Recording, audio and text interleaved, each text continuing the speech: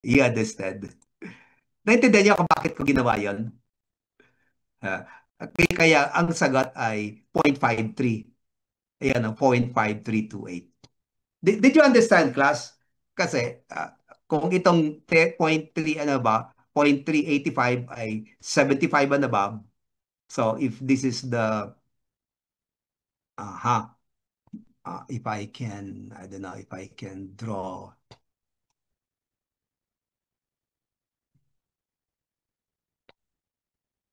a shape.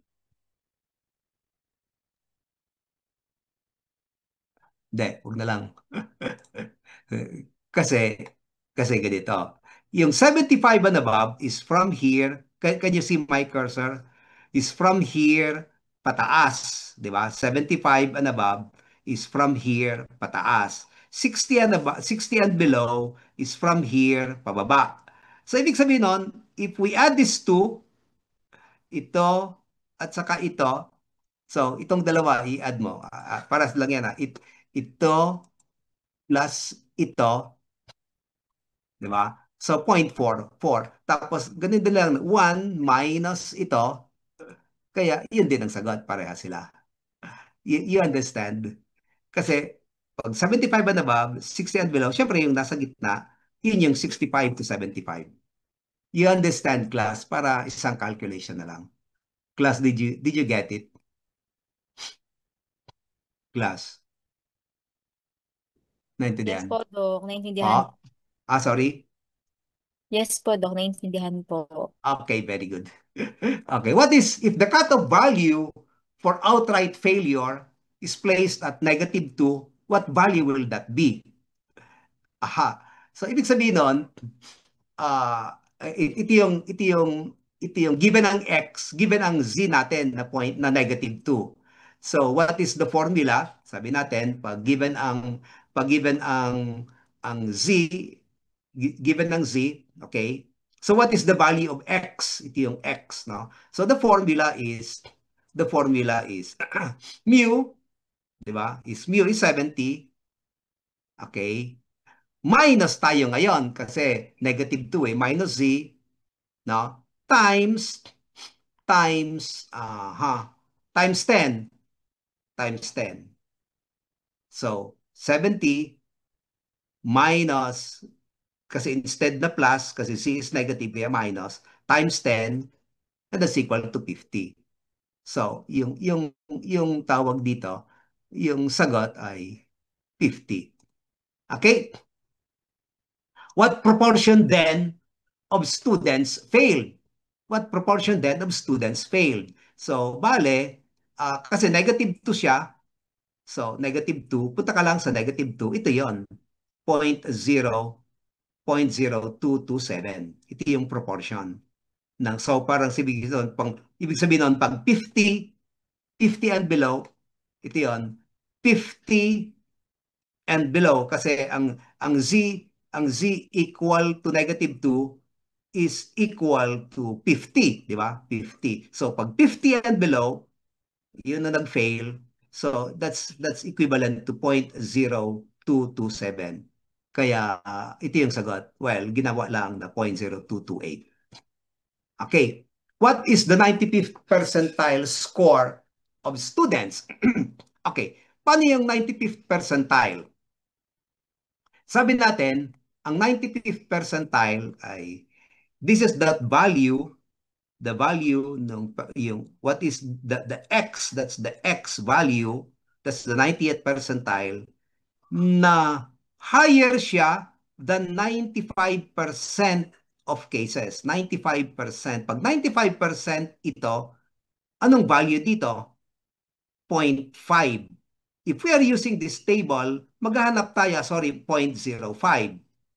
0.05. Kung 0.95 ito, 0.95, ito dapat ay 0.05 kasi they add up to 1. So hanapin natin yung z value that's equivalent to 0.05.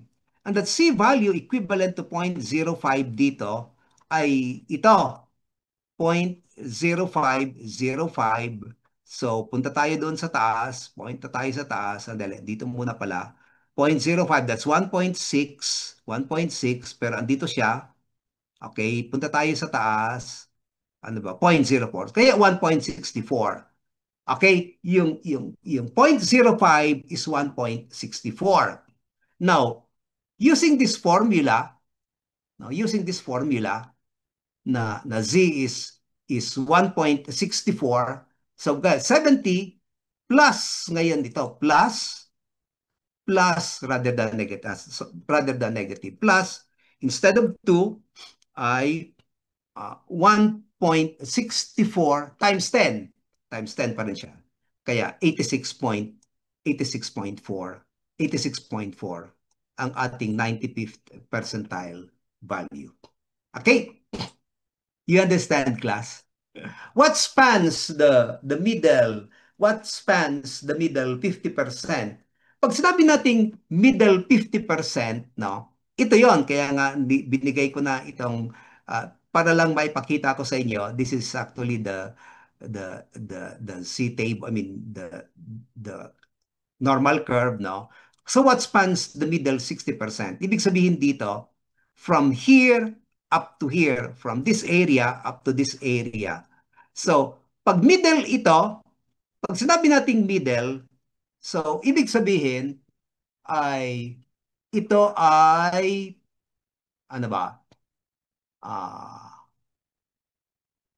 Kung 25 ito at saka 25 din dito, that's 50. Di ba? Ulitin ko ha. If this is 25% and this is also 25% sa kabila, sa left side, so 25 plus 25 is 50%, di ba? So ang middle will be from the 25th percentile, from the 25th percentile to the 75th percentile. Yun yung middle 50%. You understand, class? So just get the using this table again, kunin natin yung 0.25. Ano ba yung Z value that's equivalent to 0.25? Kasi ito yung 25%. So get that value that's equal to 0.25. Okay, so that 0.25, hanapin natin ang 0.25 dito, 0.25, ito yan. Okay, 0.2514 at saka yung isa naman ay 0.2482. Okay, so mukhang mas malapit ito, 0.2514 sa 25 than itong 0.2882.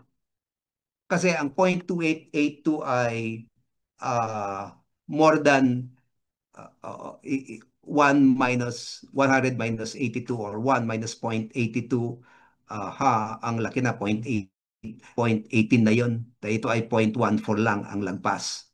So that C value is equal to 0.6 and then 0.67. So this Z value is 0.67. So 70 plus 0.67, 0.67. Okay, and that's equal to 76. Ito yung upper limit. So pag gagawin natin itong negative, kasi sa kabilang side is negative, so 63.3. So yung middle 50% score is from 63.3 to 76.7. Kaya ito yung sagot. 63.3 to 76.7. Okay, class, did you understand? Did you understand, class?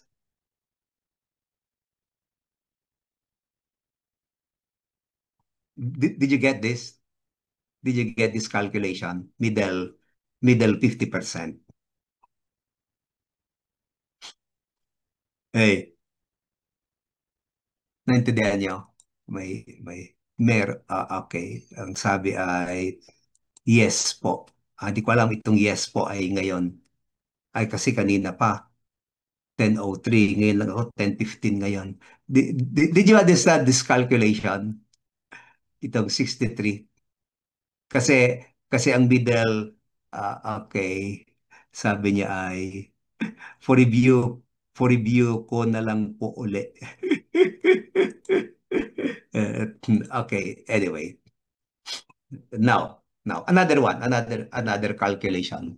Suppose weight in kilograms among obese adolescent patients, normally distributed, mean 60, standard deviation 5. So what is the proportion of obese adolescent patients with weight of 67 and above? May nag-message ulit. Sabi niya ay, wrong answer po ako dyan. Okay, sige. That's all right. Pero ngayon, naintindihan nyo. Anyway, so ito ngayon, so mean ay 60, standard deviation is 5. What is the proportion of adolescent with weight of 65 and above? So, again, 65 and above, ang kanyang population is 60. So ito yung 60 niya nasa gitna. Okay, 60 nasa gitna. Ang tanong ay 67 and above. So dito siya. So 67 and above, you still use this Z table kasi 67 and above. So we get the Z value for 67. Ito yata yon, di ba? The Z value for 67. So, 67 minus, 67 minus 60. Ang mean ay 60, ano? Yeah, mean is 60 minus 60 divided by 5. Divided by 5. Okay, and the Z value is 1.4. Yun yung Z value is 1.4. So we use this table, just have to go to 1.4, 1.4, ito mismo, 1.4, 0.0807. Kaya ang sagot ay, well, 0.0808. So the answer is 0.0808. Okay. Okay. What is the proportion of adolescent with weight of 55 and above? So, pag gawin natin ito, less than 55, 55 and, ano ba? 55 and below, 55 and below. So, pababa din. So, gawin natin itong 55 and below. So, that's -1. So, parang 1 lang siya. So, may message ulit. Makiusap na po sana, Doc, na mag-post sa Moodle po ng midterm exam with answers. Okay lang po. Later. Later. Okay. So ito ngayon is, bale, 55 and below. So, the Z is -1. So, that's 0.1586. So, ito yan. 0.1586. Dali, we'll read the yes, please. Okay, sige. So 0.1518. Proportion of obese, pero I want you to understand the answers. Kaya nga pinapaliwanag ko sa inyo how we calculate these values, no. Okay, 50 to 70. Okay, so from 50 to 70 kasi okay, kung 60 siya, di ba? 60 from 50 to 70. So para bang ganito? So 'di ba, ang weight niya is 60, ang mean is 60 and then 5 yung standard deviation. So para bang dito siya sa gitna from 50 to 70. So get the Z value of 50 first. So the value of 50, the value first of dalawa ko na ito. The value of tawag dito 50. So 50 minus 60, yun. 50 minus 60, ang Z value niya is -2. Tapos yung 70 naman, yung ano ba, 50 to 70, di ba? So gawin natin itong 70 instead na 55, 70. So from -2 to 2. So ano ba yung value from -2 to 2? Well, actually, mas magandang gamitin natin kasi nasa gitna siya. The better will be this one, kung -2 to 2. So punta natin ang negative 2. Negative 2 or 2 pares lang yan. Ang 2 niya is 4.7. So 0.4772. Ito yon. From 4.7, ito. Yung 2, yung 2 nito is from here, from here up to here. From here up to here. Yung kabila. Ganon din sa kabila. So we just have to multiply this by 2. Multiply lang natin ito ng 2 times 2 kasi we are talking of from 2 to 2. We just multiply that by 2 kasi para siya kaya 95.44. Ayan, ito yung sagot, 95.44. Okay? You understand? Kasi from negative 2 to 2, yung gitna siya. From negative 2 to 2. Okay? So, what is the value of weight if z is equal to negative 2? So, parang ito din yung kanina, di ba? So, if this is, dito na lang tayo para nag-negative siya, 70, hindi pala yan 70, siya ay 60. This is, the mean is 60, okay, and then ito ay 5. And then, minus 2 ito, minus 2. Minus 2. And that's 50. So, the answer is 50. Okay? What is the 95th percentile weight? 164 uli yun, 1.64. So, pag ginawa natin ito, 95th percentile, okay, weight, so gawin natin 1.64 ito, plus 1.64, no, is 86.4. 95th, ay ano ba nangyari? Hindi, kasi loko, hindi pala ito. Dito pala. Dito siya, plus, kasi hindi pa natin na. So, plus 1.64 times 5, kaya 68.2. Yung 68.2 is the answer, correct answer. Yeah. Aha. Okay. So, let's go to this next questions. Okay, punta tayo rito sa ating statistical tests, no? 'Di ba? So you want to determine the incidence. Well, incidence lang ito kasi kaya frequency and percentage lang siya. Descriptive statistics lang ito. Wants to determine the relationship now. When you talk now of relationship, whereas we have an independent and dependent variable between levels of CRP in milligrams per deciliter, so that's quantitative, and vitamin D levels in blood in nanograms per ml, and so kaya linear regression siya para sa quantitative. Diba? Pag quantitative linear regression. You want to compare the ratio before and after the administration. Okay, so pag before and after yon, paired t-test. Quantitative siya. You want to determine the number of people who develop gas after, well, Poisson siya, Poisson. Kasi ang Poisson regression ay the number of diseases that develops after an exposure to something. That's Poisson. You want to determine the type of bleeding categorized na. So, simple lang ito. So, this is just a descriptive statistics, kaya frequency and percentage. Two types of massage, X and Y, are compared for their relaxation effects. Okay? Relaxation is measured using a validated questionnaire that ranges from 1 to 10. So, interval siya with score of 7 to 10, uh, denoted as better relaxed and less than 7 as relaxed. Aha! So type of massage, kaya chi-square test lang ito. Chi-square kasi we categorize the relaxation as to better relaxed and less than relaxed, kaya naging qualitative siya. X and Y chi-square. Paras na qualitative, kaya chi-square test.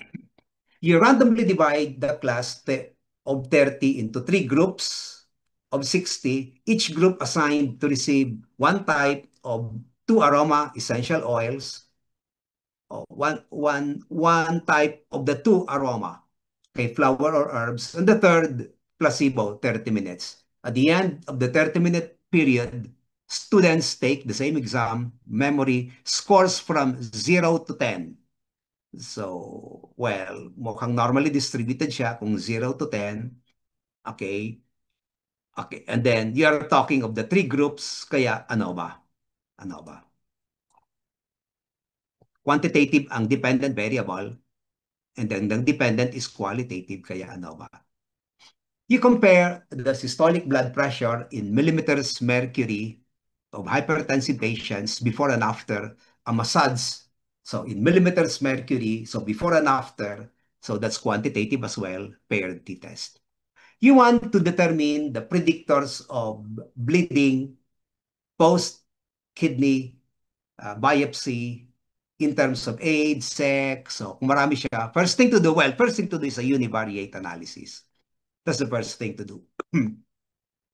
A resident physician wants to determine the height of participants in a clinical trial, okay, for an experimental drug purported to speed up height development.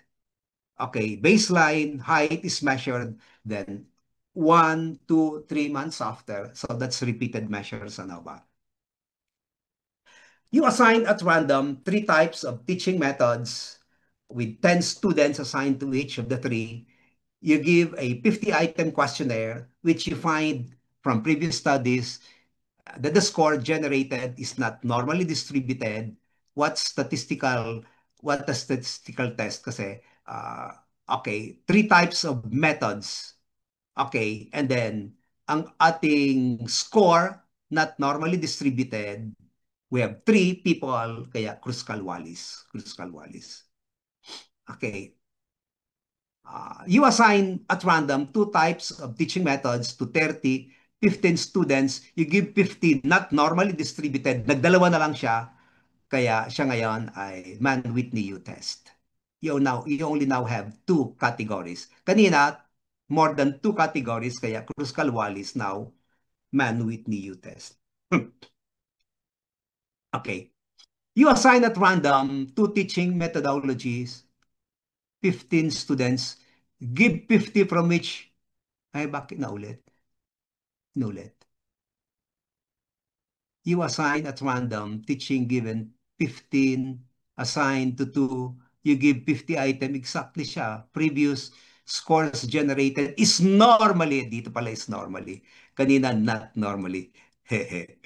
Kaya, kaya ang gagawin natin is an independent t-test. Independent t-test. Pag normally distributed. Okay, two categories yun eh. Okay, aha. The standard deviation of the population, that's also known as the standard error. Well, the standard error is the standard deviation. That's incorrect. The standard deviation of the population is also known as, mali ito. Ang standard error kasi is the standard deviation of the sampling distribution of means. So this is incorrect, this is false. Increasing the alpha makes us prone to making an error of rejecting the null when you increase the alpha, and then making an error of rejecting the null when it should have been when it should not be rejected. So you increase the alpha error. So that's correct. Prone to making an error when you increase alpha. Prone to making an error. Yeah, that's correct. When the calculated statistical test exceeds the tabulated, when the calculated exceeds, we decide to reject, dapat to reject the null hypothesis. When the probability that so this is incorrect, this is false. When the probability that the null hypothesis is very small, okay, say 5% or less, we assume that the null hypothesis must be true. This is incorrect. We assume that the null hypothesis must be false. So this is incorrect. We commit a type 2 error when we reject a null hypothesis. Okay, so we commit a type 1 kung when we reject a null hypothesis that is true. Kasi whenever we reject a null hypothesis, ang possible noon ay alpha error. Ang type 2 error is when we don't reject ang type 2 error. But it should have been rejected. Type 2 error yan. The risk of type 2 error can be reduced by increasing the sample size. That's correct. Critical region of rejection is the value that must be equaled or exceeded to reject the null, not the alternative hypothesis, to reject the null hypothesis. The standard deviation of the sampling distribution of means, this is the standard error, tends to be smaller, this is correct, than the population standard deviation. The p-value is the probability that the null hypothesis is true. Okay, that's correct. The standard error decreases when the sample size increases. That's correct. So bumababa yung standard error pag tinataas natin ang sample size. Yeah, I think that would be all. Ano ba mga 75 po ba ang passing doc doc later for further review po. Anong ibig sabihin?